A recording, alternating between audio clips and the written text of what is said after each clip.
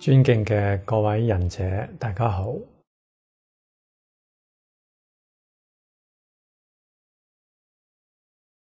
我哋繼續嚟學習君子修身之道，由弟子規入論語。上一次咧，我哋講到弟子規泛愛眾呢一章，講到凡取與，貴分曉，與而多，取而少。意思咧就係講我哋與人交往應該多讓利俾人哋，自己咧要取利取得少一啲好。喺《論語》當中講嘅係子曰：放於利而行，多怨。呢個放字係當依字講，事事都要依利而行，樣樣都想到自己嘅利益，自私自利，唯利是圖呢個係取怨之道，會好多怨人哋會怨我哋啦，所以應該多讓利，多布施。咁布施嘅時候，當然亦都要注意禮道，唔可以過分，亦都唔可以不及。喺《論語》當中咧，我哋睇到孔子對兩個學生嘅布施就分別對待。我哋先睇喺《雍也》第6篇。有一章經文講：原師謂之責，謂之宰，與之宿900，辭。子曰：無，以與義，倫理鄉黨乎？原師咧係孔子嘅弟子，佢嘅名叫做原憲，憲法嘅憲。字子師所以叫原師。喺孔子做魯國嘅大司寇嘅時候，即係做魯國嘅宰相。咁原師咧就做孔子嘅家臣，又叫家役宰。咁當然孔子咧要俾佢俸祿。咁孔子俾佢幾多咧？俾佢900粟，即係900斗嘅粟米。呢個粟我哋民間講係嗰啲小米。古時候嘅俸祿係用糧食嚟計。咁原師咧係一個好貧寒嘅人。所以孔子咧俾佢非常之優厚嘅待遇，但係原師咧係一個非常清廉嘅人，所以佢辭去佢唔肯接受，唔肯接受孔子嘅呢個優厚嘅待遇。咁孔子咧就同佢講，無就係你唔可以推辭啦，你應該接受。如果你有多餘嘅，你亦都可以贈與俾你嘅鄰里鄉黨，即係你嘅親戚朋友。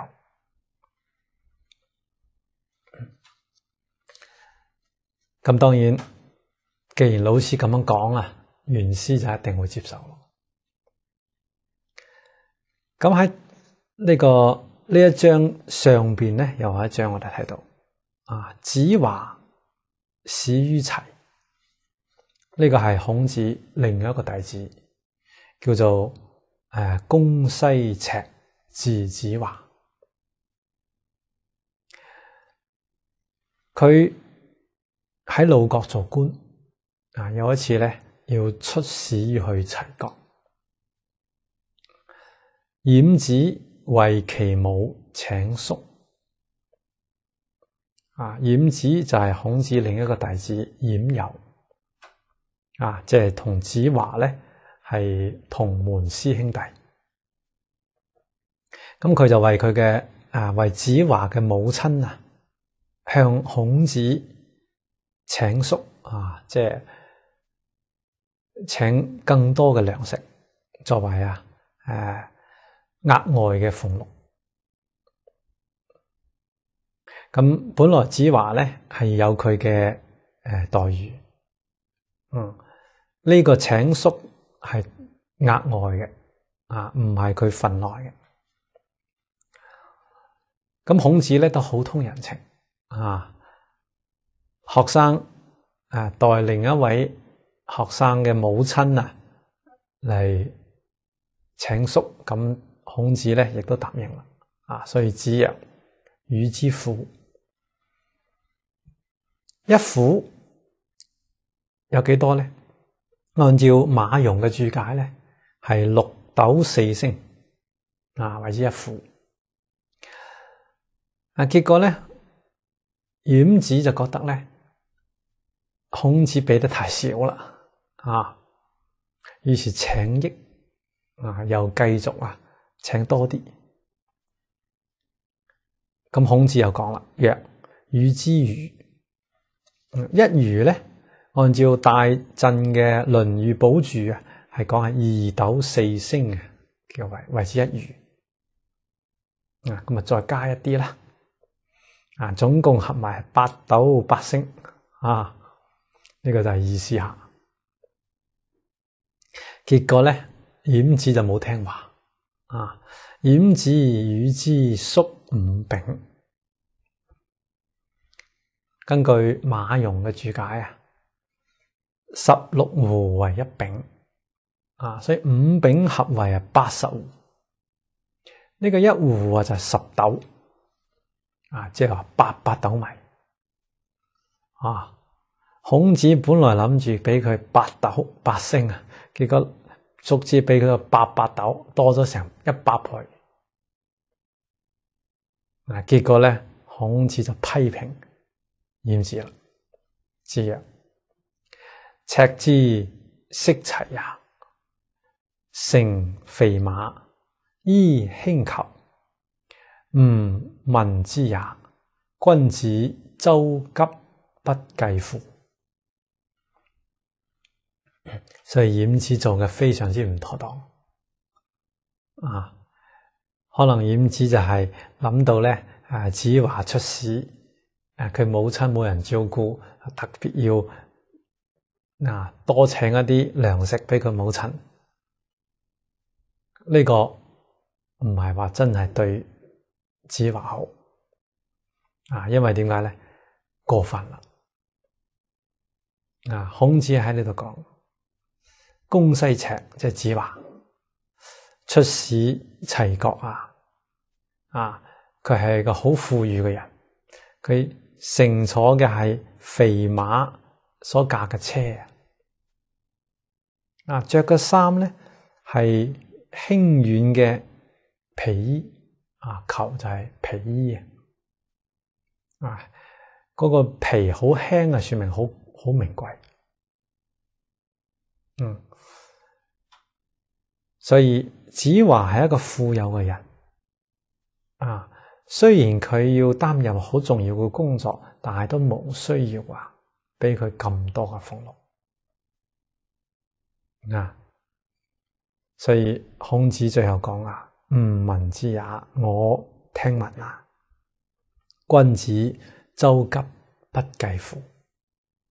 周係周濟啊，君子啊，佢攞財物係周濟啊，急難嘅人啊，特別需要嘅人，唔係啊，將財富啊俾嗰啲富有嘅人啊，富上加富，錦上添花，唔係咁嘅啊。咁從呢兩章《論語》嘅經文，我哋睇到孔子對兩個人分別嘅對待，咁我哋可以體會到凡取與貴分曉啊！就算俾人啊布施俾人，都要好清楚、好分明，講究一個禮度啊，度係度數，唔可以過分。當然亦都唔可以不足。對袁師咧，袁師係個窮人所以孔子對佢非常之慷慨俾佢900斗仲嗌佢翻去布施俾嗰啲鄰里鄉黨。但對子華咧就唔同待遇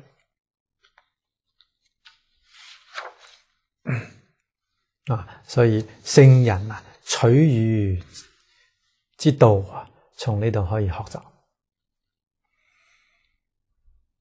弟子規裏邊有講到，張家人先問己，己不欲，即速矣。矣係停止。呢4句話可以講係孔子所推行嘅人道嘅核心。咩叫人啊？簡單啲講就係諗到自己就要諗到他人。我希望交俾人哋嘅事，先問下，如果係交俾我，自己能唔能夠接受？如果唔希望呢個事情交俾我咁我就唔可以交俾人啦。即速矣就係快速停止。喺《論語》當中，衛靈公第15有一章經文，子貢問曰：有一言而可以終身行之者乎？子貢好識問話，佢向老師請教，有冇一個字使到我能夠終生依教奉行？呢個字係咩字啊？孔子答覆有子曰：其恕乎！己所不欲，勿施於人。孔子就話呢個字就係恕饒恕嘅恕。恕係咩意思啊？就係己所不欲，勿施於人嘅意思。自己唔想遇到嘅事，唔可以加喺人哋身上。所以呢個恕字，我哋睇到上面一個如字，下邊一個心字，如其心就係企喺人哋嘅角度上諗問題，換位思維。假如我係佢，我係咩感受？呢個就係如其心。呢個就係人嘅下手處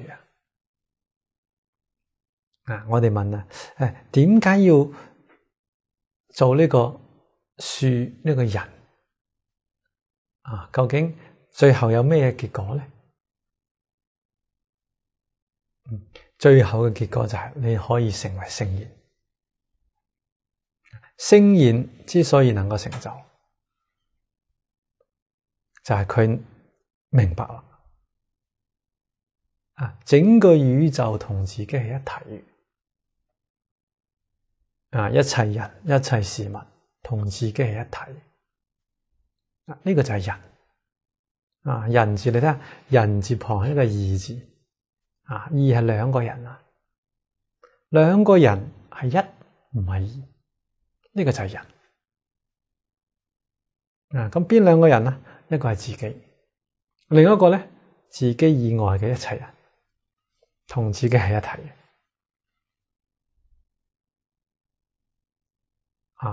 所以仁者愛人啊，呢個愛係冇條件嘅。愛人同愛自己係一樣嘅。你點樣愛自己，就應該點樣愛人。你咁樣去做，自然就能夠證得一體嘅境界。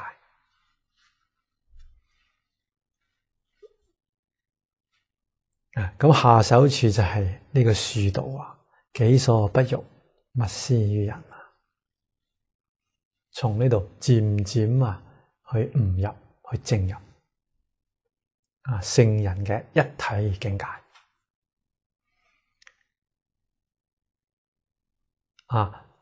等你到咗正一體嘅境界啦，你就可以承認道家所講嘅天地與我同根，萬物與我一體。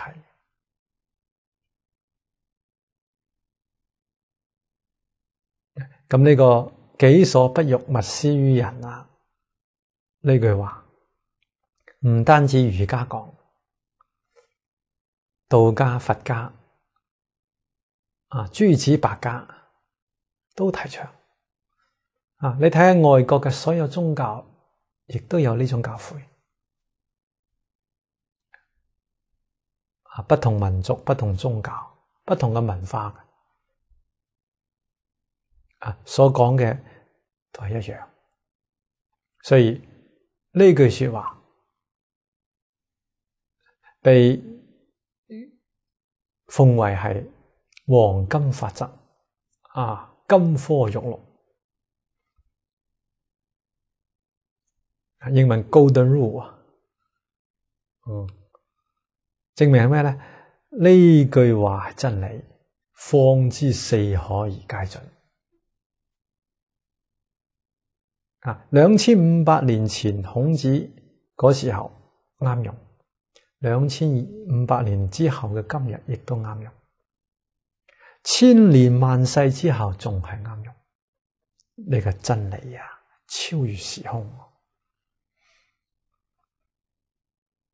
所以我哋學習聖言就從呢度學起，只供終身奉行啊！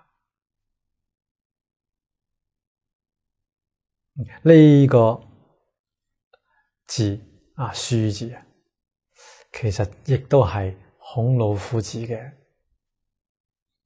心存。我哋睇到《論語里仁》第4篇。孔子講過咁嘅說話，子曰：心乎，吾道一以貫之。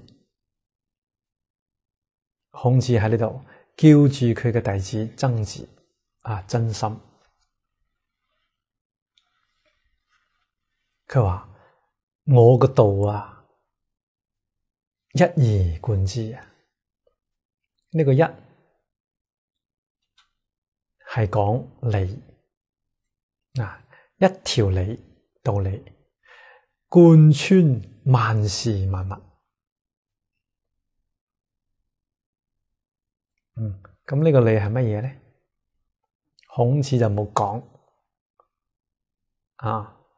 咁曾子就明白。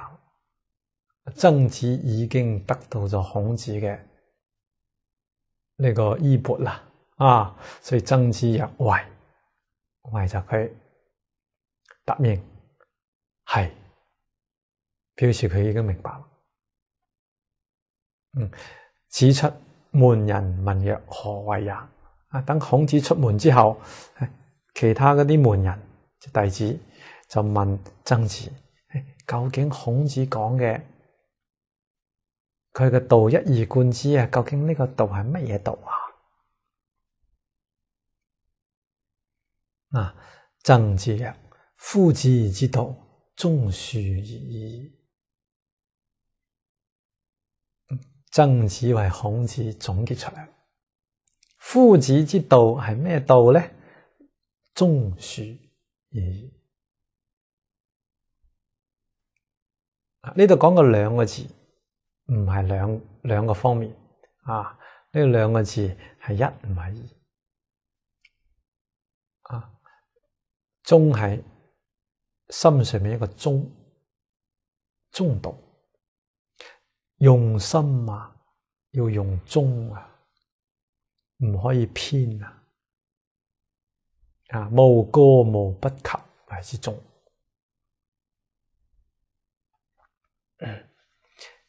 古注有所謂嘅盡己之為敦。盡己就係盡自己嘅心力，盡心盡力。譬如講做事盡心盡力就好。呢個係認真誠敬，冇私心，呢個係忠。咁其實咧，呢個忠更根本嘅意思就係講中道。點先能夠有中道咧？不起心不動念就有中道。如果你仲起心動念，就唔係用忠，就係偏。如果起心動念裏邊有執着，有自私自利，咁唔單止冇忠，善都冇埋，變成惡啦。孔子佢係達到咗呢個境界。喺《論語》當中佢曾經就講過，佢話自己係空空如也。空空如也係佢內心一個念頭都冇，咁先能夠用到忠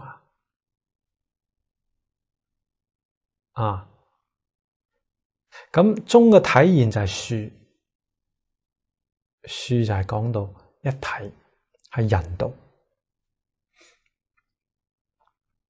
所以孔老夫子之道概括起來，忠恕兩個字確實概括得好。一以貫之唔單止貫穿孔老夫子嘅一生嘅教誨，貫穿一切聖賢嘅教誨。咁下手處就係《弟子規》呢度講嘅，張家人先問己，己不欲即從矣。從呢度學漸漸能夠入聖賢之域。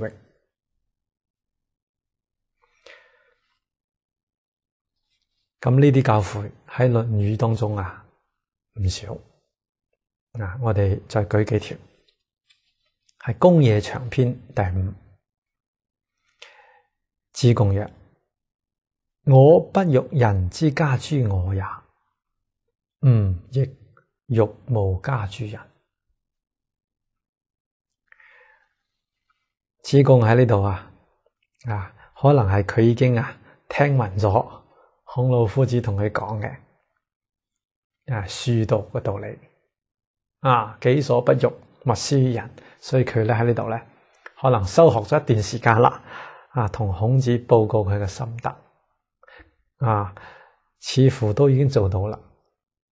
佢話：我唔想將某件事，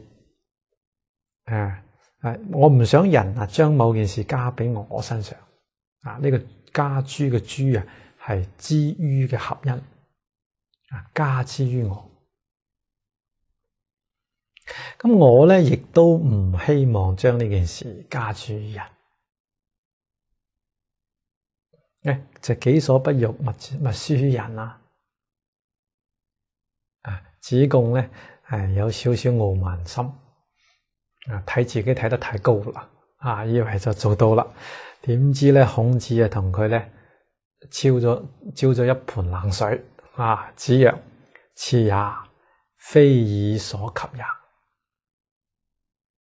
爾就係你啊，賜咧就係子貢嘅名，孔子就叫住佢名係嘛，你啊，呢個你所講嘅呢個說話唔係你所能及噶，亦即係話你未達到呢個境界啊，唔好錯會咗意思啦。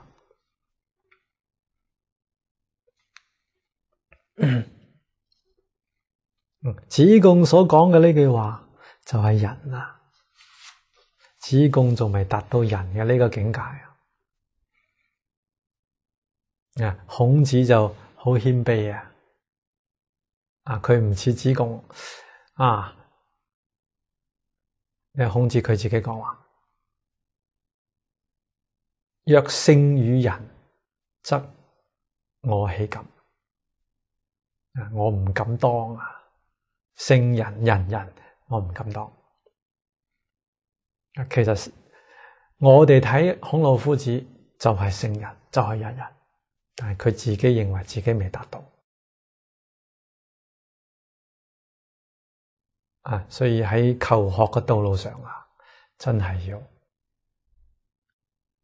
放下增上慢以為自己達到嘅境界，其實冇達到。如果錯會咗，咁往往係咩？就容易退步所以孔老夫子喺呢度亦都係點醒子貢點醒佢，亦都推佢上路叫佢再接再厲不斷提升，希望能夠達到佢所講嘅境界真正做一位仁人聖人。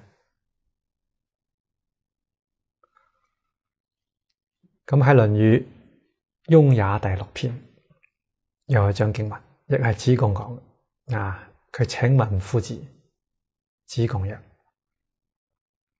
如有博施於民而能濟眾，何如？何為仁乎？子貢喺呢度問如果有一個人，佢能夠博施於民，博係廣博廣博咁布施恩惠俾人民，施恩於人，而且又能夠濟眾救濟眾生於苦難當中，呢個人點樣可唔可以叫做仁人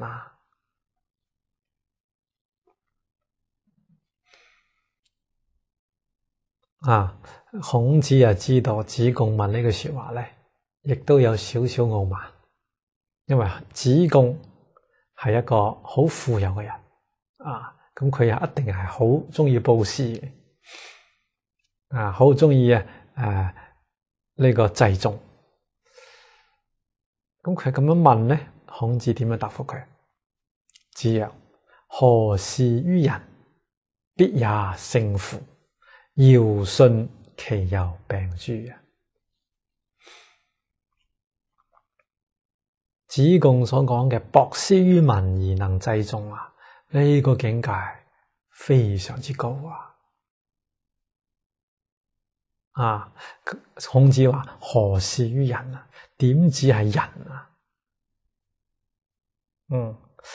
簡直就係聖人大聖人連堯舜呢啲聖人其猶病諸仍然未做到呢個諸就之於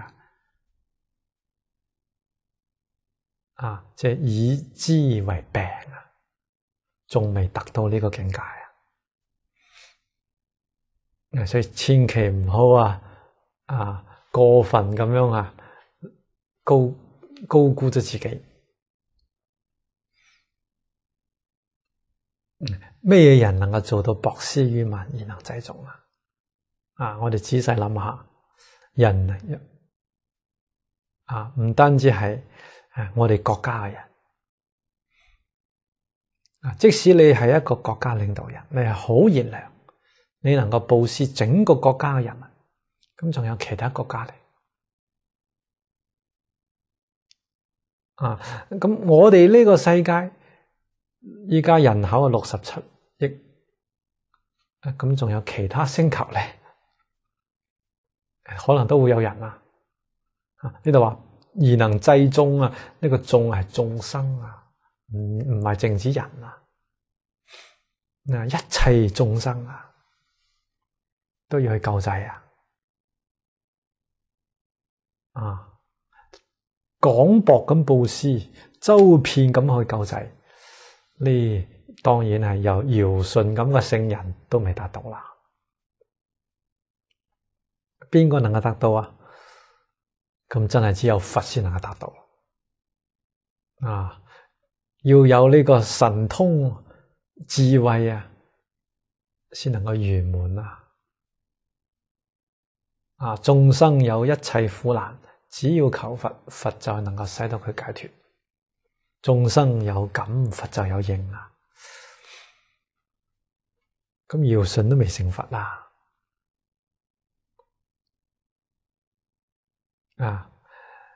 咁當然呢個境界一般人唔係話一下子做得到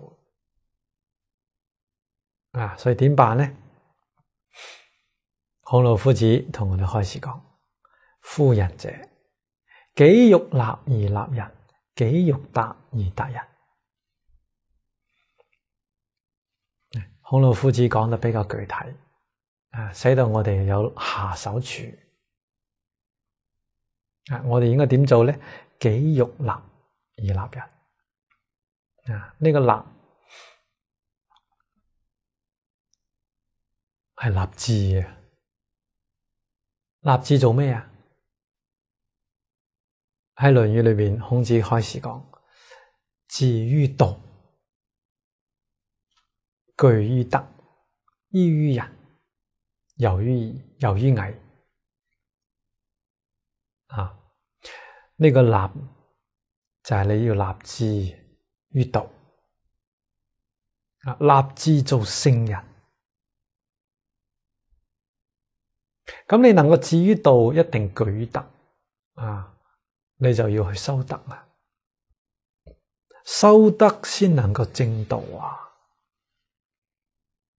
仲要依於仁，仁係我哋嘅全心，就係愛心愛一切人一切物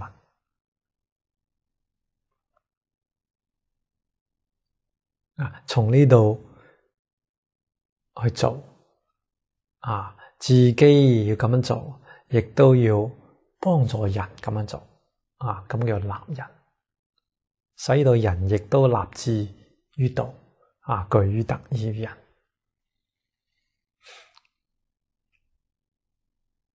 咁己欲達呢個達咧就係通達，做到啦。立嗰時候仲啱啱開始做達已經係畢業啦，圓滿啦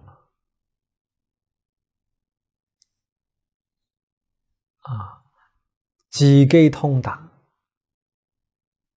呢個通達係真正得到圓滿嘅智慧啦通達一切法喺儒家講嘅遊於藝，呢個藝係一切嘅技藝六藝八功全部通達咁我哋一開始先要通達一門，一門通達啦，門門都能通達呢個通通到自性因為一切法都由自性所生，你通到自性，一切法都通達。咁你自己通達，仲要幫助人通達。你真正通達之後，你先能夠做到博施於民而能濟眾啊！咁當然呢件事亦都唔容易做啊！所以孔子後面又講：能近取辟，可謂人之方也已。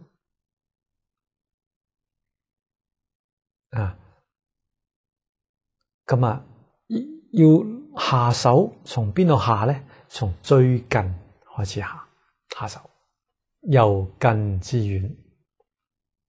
從譬如講我哋行人要去濟眾要去布施，從邊度開始啊？從我哋旁邊嘅人開始。最親近嘅係自己父母親我哋孝敬父母親，從呢度開始，呢個叫能近取辟從最近嘅人開始，漸漸將呢種孝心、呢種愛心擴展對社會一切人都係用呢種愛心。好似愛父母一樣愛大眾，凡是人皆須愛。呢個就係人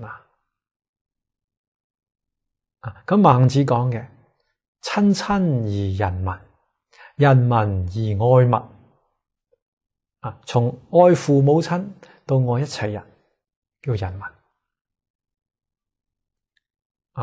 從愛人民到愛一切物。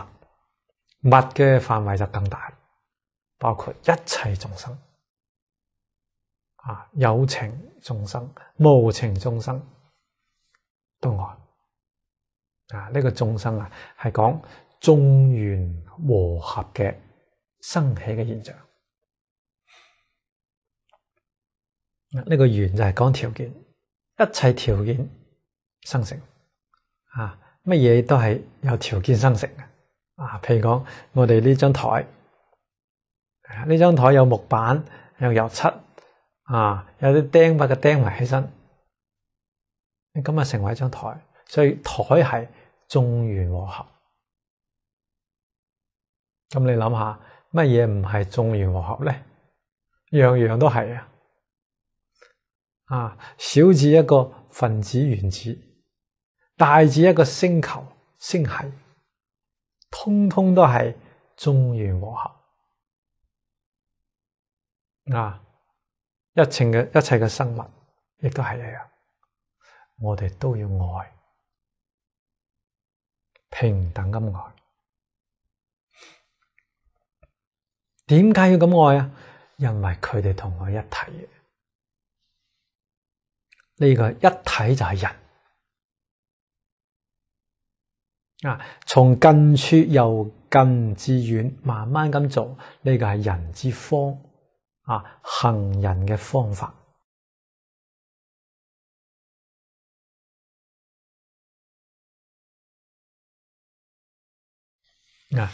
我哋咁樣先能夠有下手處一開始唔好諗住去點樣廣泛布施，唔係，先從父母開始布施，愛敬父母開始，漸漸愛敬天下人，愛敬一切眾生。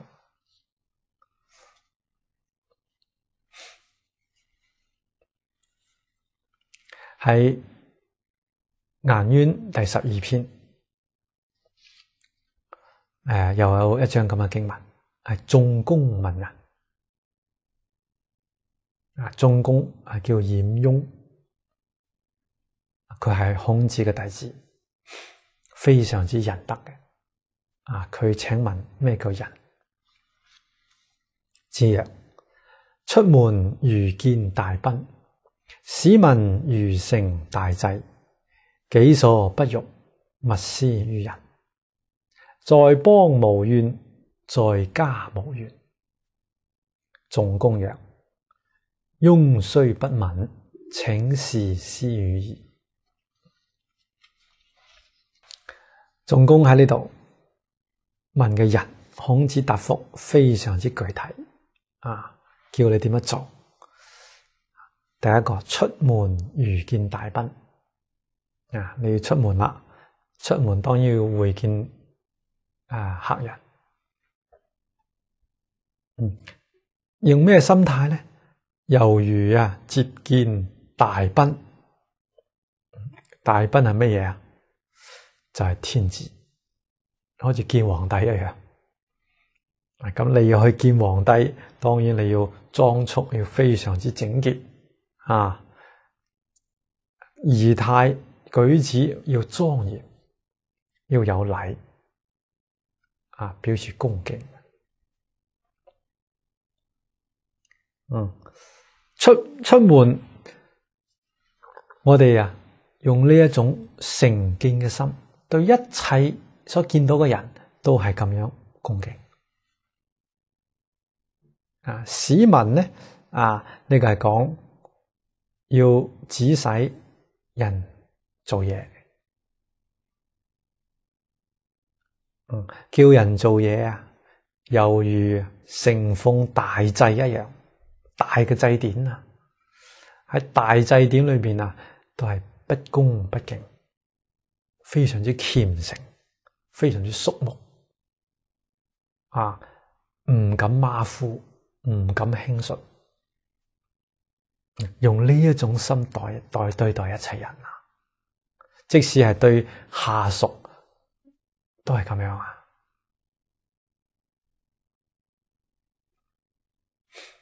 下邊又舉出一條，己所不欲勿施於人。你睇下呢個就係孔子對子貢所講嘅，要終身奉行嘅原則咁你能夠做到咁樣，就叫做仁。你嘅結果係咩？在邦無怨在家無怨。邦係國家，家係你嘅家族，即係無論你喺邊度，都唔會同人有結怨人哋唔會抱怨你。點解？因為你恭敬人嘛，你愛人嘛你能夠愛人，人哋就能夠愛你；你能夠敬人，人哋就能夠敬你。點會有怨呢？無怨就係和諧依家我哋提倡話和諧社會、和諧世界，點樣做個個都能夠好似孔子教導我咁做，就能夠得到和諧啦。我自己得到和諧啦，我就可以和諧天下。我用我嘅言行身教嚟感化一切人最後能夠使到天下歸仁顏淵問仁嘅時候，孔子叫佢你自己克己復禮使到天下歸仁你好好咁做天下人都受你嘅感化。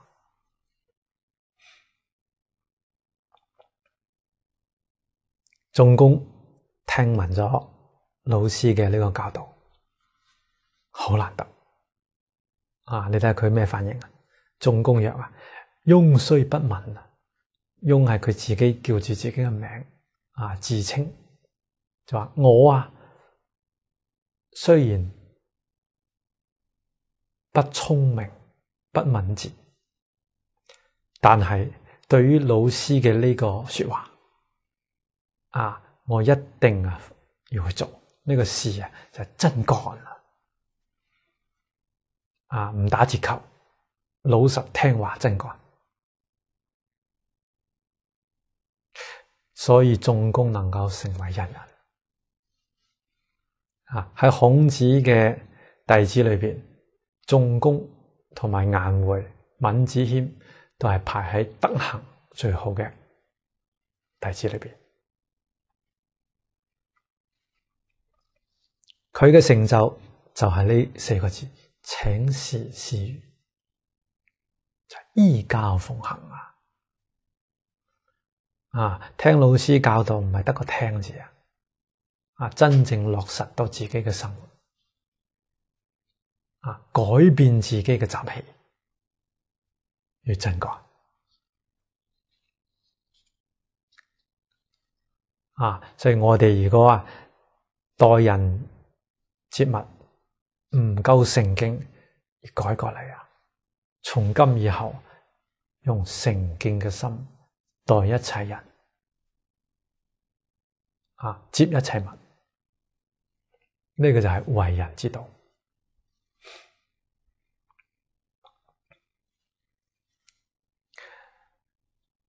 孔子喺衛靈公第15篇有一段開始講：子曰，公自厚而薄責於人，則遠遠焉。呢句說話意思就係自己對自己要厚責責備自己要從重從厚對人哋責備要薄啲薄責於人，即係嚴於律己寬以待人，咁樣咧就能夠遠離別人嘅怨恨因為我哋要去責備人，人哋未必能夠接受你要求太嚴格啦，佢可能心裏邊有不服有怨所以對人一定要寬對自己咧要嚴格，特別係喺修行上面對自己嘅毛病習氣唔可以縱容要痛下決心改過自新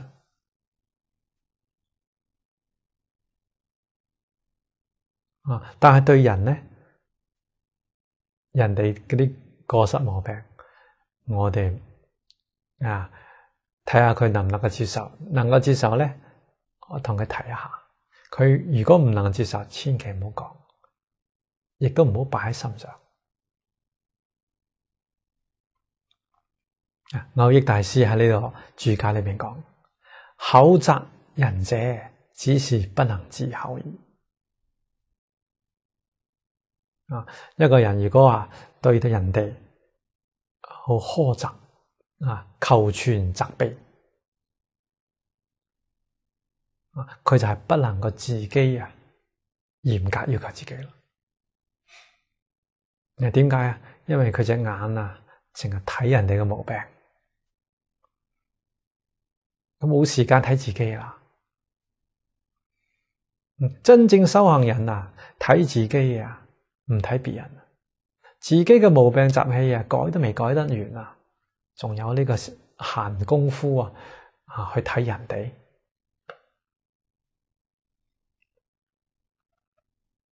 所以一定要自己先要改正自己然後才有資格要求別人。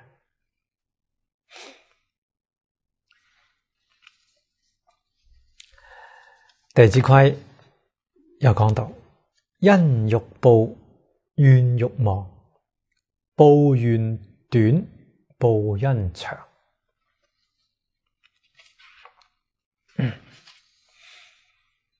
呢個講我哋對待人哋嘅俾我哋嘅恩德，我哋要念念不忘知恩報恩人哋對我有怨對我唔住，我哋唔好掛喺心上，要忘記佢報怨短，最好就唔好抱怨，唔單止唔抱怨啊，心都唔牽掛，唔放在心裏。但係咧，人哋對我哋嘅恩德就要念念不忘。所謂啊，受人滴水之恩啊，當思湧泉相報。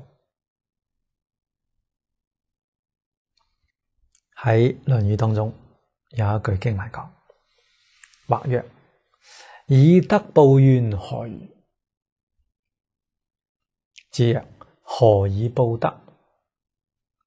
以直報怨，以德報德。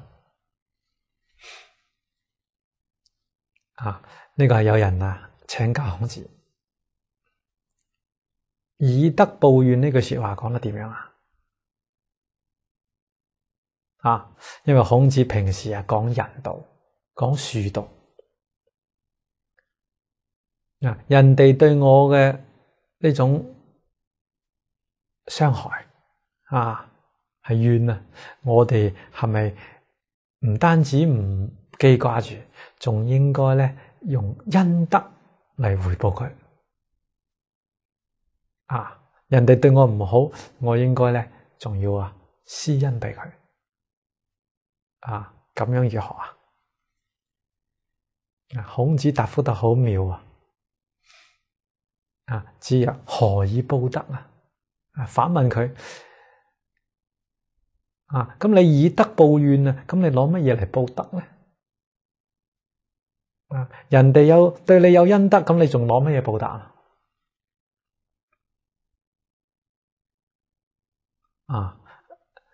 下邊咧同佢講出應該點做，應該係以直報怨，以德報德。呢個直係正直嘅心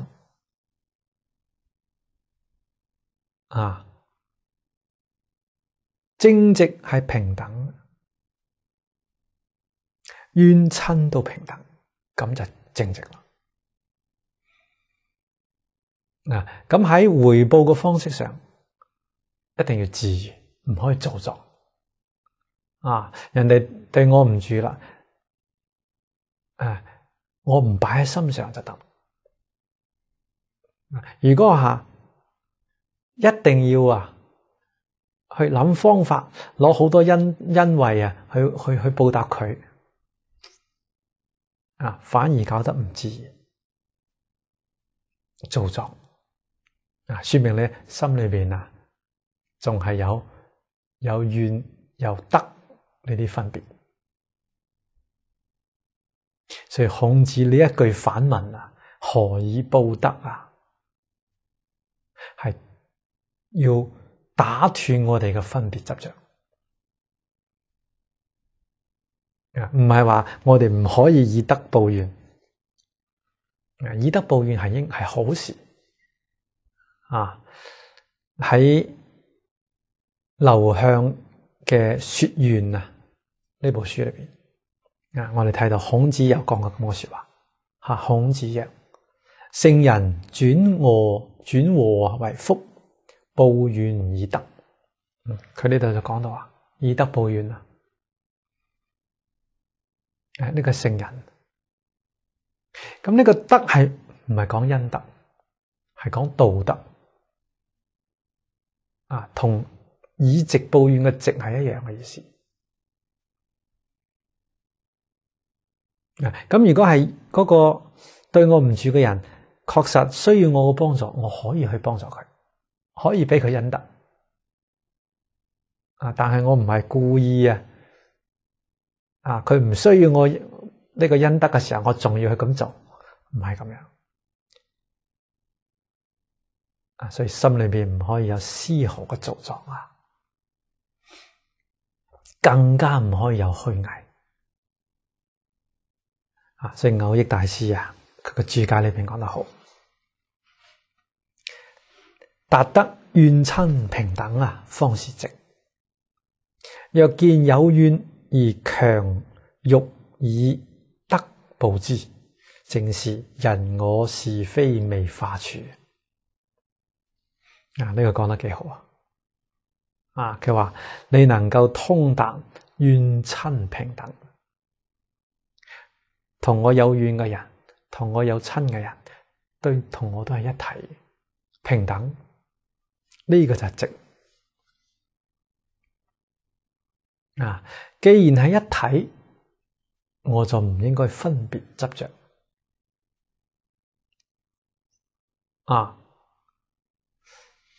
若見有怨，如果係見到心裏邊見到有怨，呢個對我有怨，嗰個對我有親，有恩，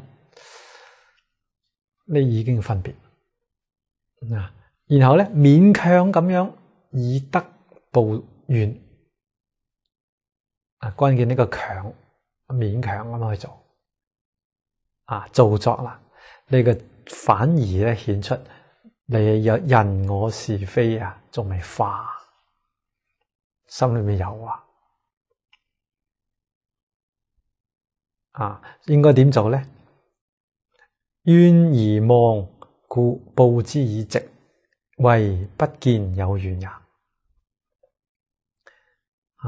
德不可望，故報之以德，謂知恩報恩也。所以人哋對我嘅怨我哋應該忘記，唔放喺心上。報之以寂，仲係以平等心對待。呢個就係不見有怨，不見有怨，你先能夠以寂報怨。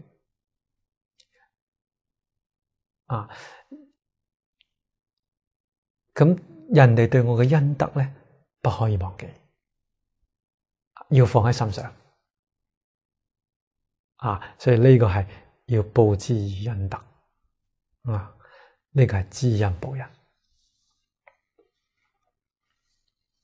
所以呢個孔子嘅開示教我哋點樣用心。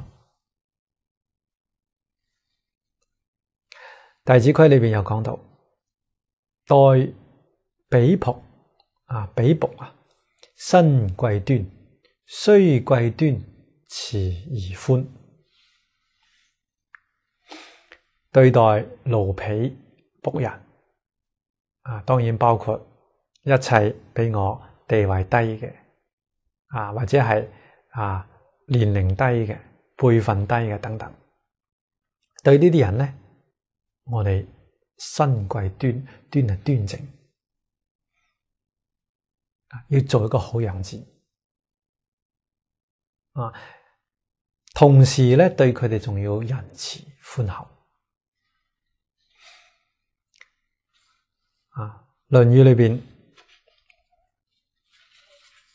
魯定公曾經問過孔子，定公問：君使臣，臣事君，如之何？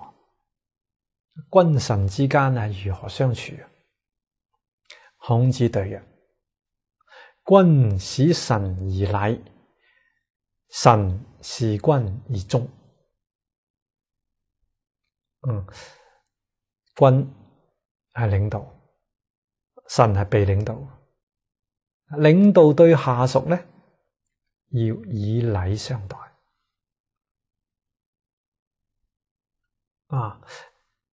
下屬對領導咧，要忠心，要盡責。所以君臣之間各行其道就得噶啦。自己做好自己嘅本分就得啦。做好本分就叫做端正啦，端正。論語當中又有季康子問政於孔子。季康子係魯國三家大夫之一，佢把持住政治，但係佢又治理唔好，所以佢好頭痛。問孔子點樣辦政治？孔子對曰：政者正也，子率以正，孰敢不正？孔子答覆得幾好話辦政治就係你自己端正自己就得噶啦。你能夠自己做好端正嘅表率，做個榜樣，孰敢不正？仲有邊個敢唔正？因為你自己未做好啊，所以上梁不正下梁歪啊！所以你作為一個魯國嘅上卿大夫啊，你要處處以身作則，你做出正嘅榜樣啦，個個都正。呢個係教導做領導嘅人啊，所以待婢僕就係待下屬啊，待自己嘅子民，自己要正，自己正啦，下邊嘅人一定都正。好，我哋第一堂課嘅時間到啦，暫時先休息一下，第二堂課繼續嚟學習。多謝大家。